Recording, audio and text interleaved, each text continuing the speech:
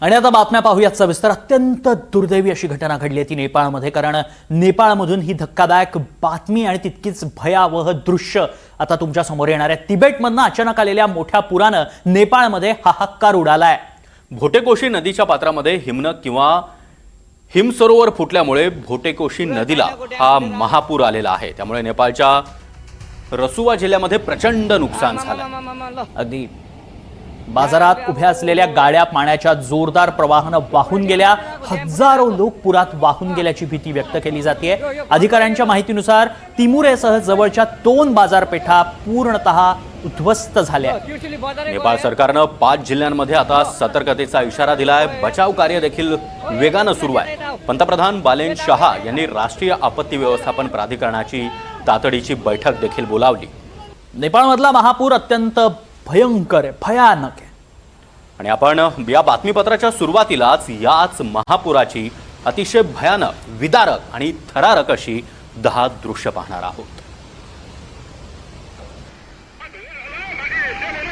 पहिलं दृश्य, पाण्याचा प्रचंड प्रवाह कसा येतो ते आपण या दृश्यांमध्ये पाहू शकतो। पुढे खरं तर हे नदीचं पात्र शांत आहे आणि मागणं ज्या पद्धतीत पाण्याचा लोंढा येतोय ते बघून अंगावर काटा येतोय।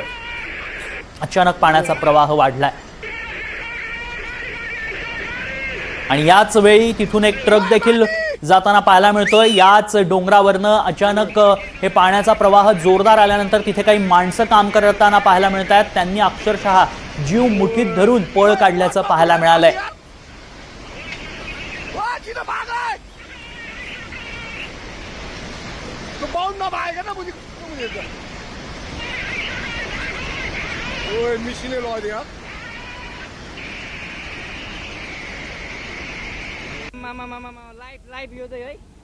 तर पाण्याची महापुराची, महाप्रलयाची ही दुसरी दृश्य आपण पाहतोय।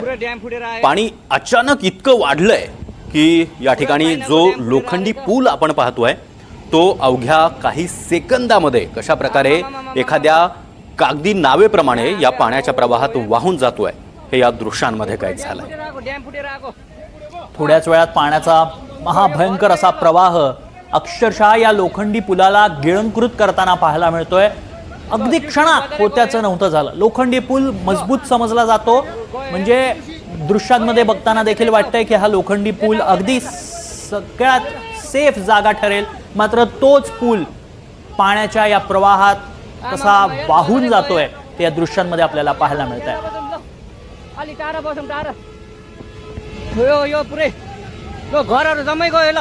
नदीच्या किनाऱ्यावरील ही घरं आहेत आणि या महाप्रलयामुळे या घरांना देखील मोठ्या प्रमाणात नुकसान झाल्याचं पाहायला मिळत आहे। मागची खालची जी माती असते ती देखील खरडून निघालेली आहे, त्यामुळे आता ही घरं देखील अस्थिर झाल्याचं पाहायला मिळालं।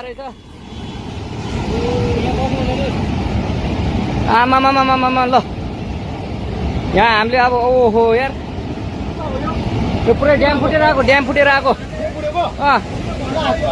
यो घर गयो यो। ल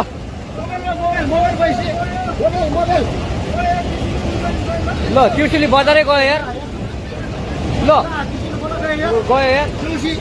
ओ ए सिलास यता आऊ यता। आणि ही पुढची दृश्य आपण पाहतो आहोत, तिबेटमधील ही दृश्य आहेत।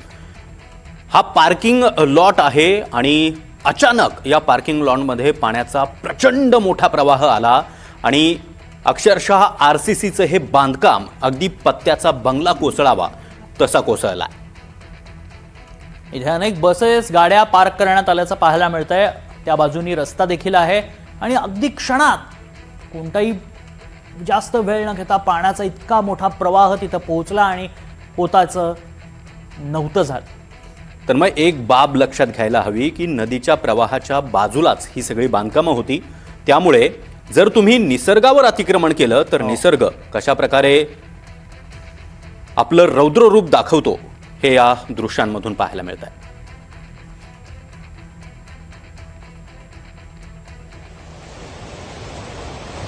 आणखी एक तसंच जसं आता सागर तू म्हणालास की निसर्गाचं रौद्र रूप कसं असतं ते या दृश्यांमधनं आपण पाहू शकतो। ही दृश्य पुरेशी बोलकी आहेत। ज्या पद्धतीत किनाऱ्यावरती घरं अगदी बांधण्यात आली आहेत, नदीच्या तटावरती ही घरं बांधण्यात आली आहेत आणि त्यामुळेच जेव्हा निसर्गानं आपलं रौद्ररूप दाखवलं तेव्हा त्यानं आपल्या प्रवाहामध्ये जे काही येईल ते अगदी आपल्या कवेत घेतल्याचं पाहायला मिळालं. मग झाडं असू देत, बिल्डिंग्स असू देत, गाड्या असू देत किंवा मलबा असू देत, चिखल असू देत, दगडं असू देत, मोठमोठाले खडक असू देत, काही सोडलेलं नाही. सगळं काही वाहत गेलंय. पुढची दृश्य आपण पाहतो आहोत. वाहनं देखील रस्त्याच्या कडेला, नदीच्या कडेला जी वाहनं उभी होती ती कशा प्रकारे या पाण्यानं आपल्या सोबत वाहून नेली आहेत हे सुद्धा या सगळ्या दृश्यांमध्ये कैद झालंय. लाईटचे पोल्स देखील उन्मळून पडलेले आहेत. अगदी काहीही म्हणजे आपल्या प्रवाहात जे येईल ते सगळं काही या नदीने वाहून नेलं आहे. तिबेटच्याही वरून पाण्याचा हा मोठा प्रवाह खाली आला आणि त्यानंतर धरणाची पाण्याची पातळी अचानक वाढली. गेट ओपनच होती, खुली करण्यात आली होती आणि त्यातनं हा प्रवाह खाली आला, नेपाळच्या दिशेनं आला आणि त्यानंतर हा पुढे सरकला. त्यामुळे अर्थातच या सगळ्या भागांमध्ये या महाप्रलयानं अक्षरशः कहर केला आहे आणि त्याच्या वाटेत जे काही येईल ते आता उद्ध्वस्त झाल्याचं पाहायला मिळालंय. आता ही दृश्य देखील अतिशय धक्कादायक अशी आहेत. कारण RCCचं बांधकाम, रस्ता एखादा बनवायचा झाला तर कशा प्रकारे अभियांत्रिकी यंत्रणा वापरली जाते, मात्र या पाण्याच्या प्रवाहानं हा रस्ता देखील एखादी कागदी बोट पाण्यामधून वाहून जावी तसा वाहून गेला.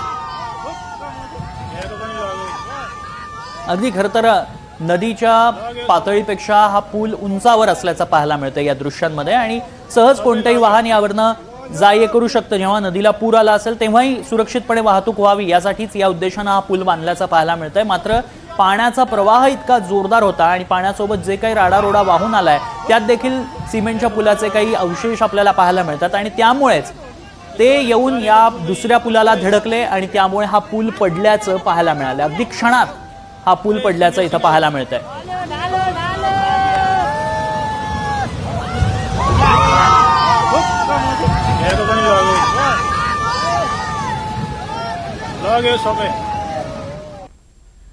पुढची ही दृश्य तितकीच महाभयंकर अशी आहेत. ही दृश्य आपण पाहतोय.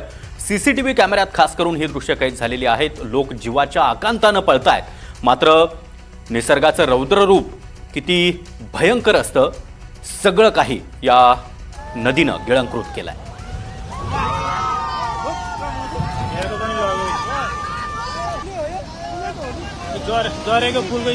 जवळपास 5 ते 10 मजली ही इमारत असावी.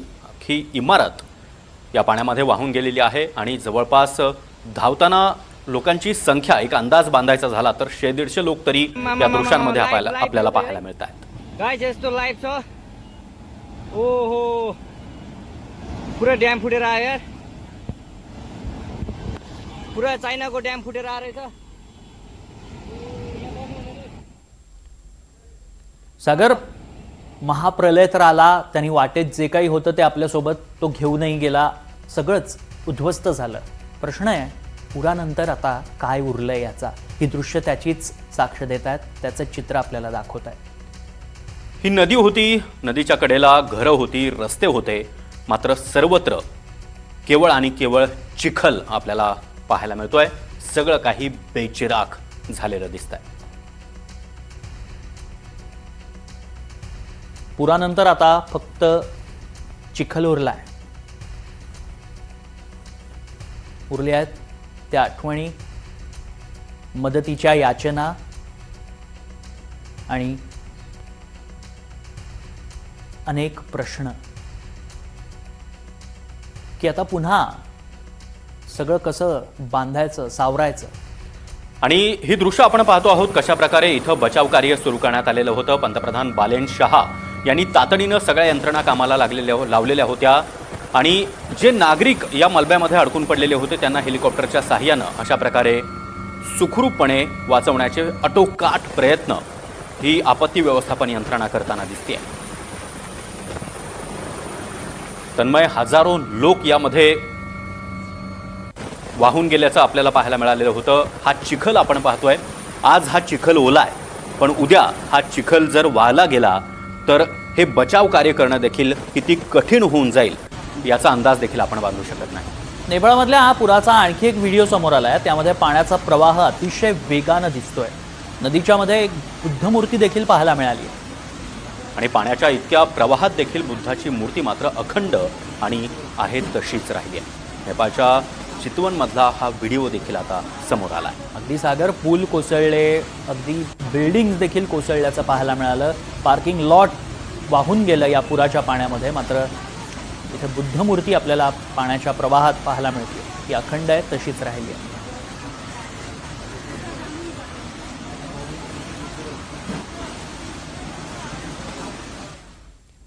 आणि नेपाळमधल्या या पुराचा भारतालाही फटका बसला, कारण पुरामध्ये 105 भारतीय नागरिक बेपत्ता असल्याचं कळत आहे. 105 भारतीयांसह एकूण 350 परदेशी पर्यटक देखील बेपत्ता असल्याची माहिती समोर आली आहे. सीमावर्ती भागातील अनेक गावांच्या गावच वाहून गेली आहे. नेपाळमधले अनेक महामार्ग बंद पडले आहेत. नेपाळ पर्यटन मंडळाच्या माहितीनुसार पूरग्रस्त भागातून 384 पर्यटक अर्थात वेगवेगळ्या देशांमधून आलेले हे पर्यटक होते. त्यामध्ये 105 भारतीयांचा समावेश होता. हे सगळे आता बेपत्ता आहेत.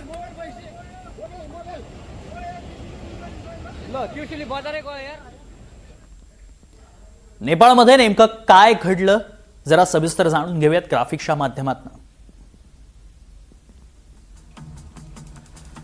तर नेपाळमधल्या रसुवा जिल्ह्यामध्ये हा महापूर आलाय. सकाळी 9 वाजता भोटेकोशी नदीला प्रलय आला. रसुवामधल्या अनेक बिल्डिंग्स पडल्या, वाहनं वाहून गेली आहेत. किमान 2 पूल तुटले. एक जलविद्युत प्रकल्प देखील पुरात वाहून गेला आहे. भोटेकोशी नदीच्या खोऱ्यात 122 हिमनद्या आणि सरोवर आहेत. यापैकी एखादं हिम सरोवर फुटल्यामुळेच हा महापूर आल्याचा अंदाज आता बांधला जातोय. हा पूर पावसामुळे आलेला नाही.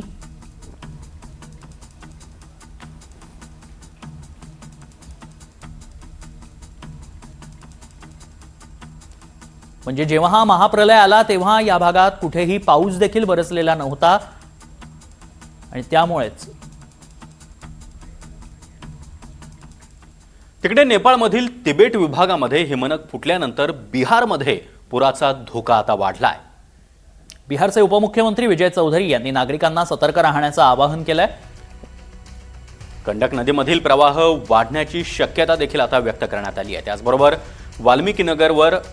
वाल्मिकीनगर बॅरेजवर मोठ्या प्रमाणामध्ये पाणी पोहोचू शकतं असं देखील सांगण्यात आलंय.